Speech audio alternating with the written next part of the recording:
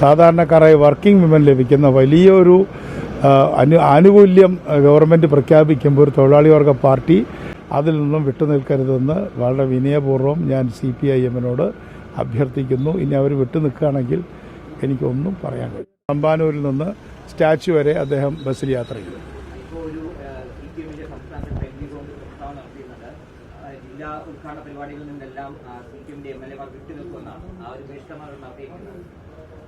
എന്ത് ചെയ്യാൻ പറ്റും? പറഞ്ഞോട്ടെ,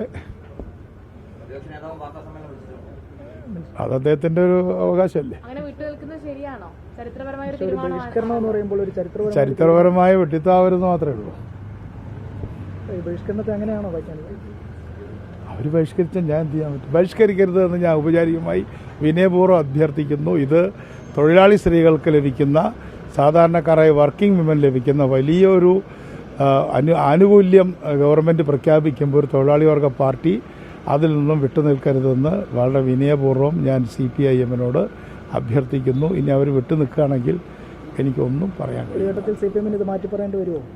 അത് അവരുടെ വിഷയമാണ്, their problem. പല മണ്ഡലങ്ങളിലും ഉദ്ഘാടന പരിപാടി നടത്തുന്നത് MLA-മാരുടെ നേതൃത്വത്തിലാണല്ലോ. അപ്പോൾ അവർ വിട്ടുനിൽക്കുകയാണെങ്കിൽ അത് ബാധിക്കില്ലേ? ഒന്നും ബാധിക്കില്ല.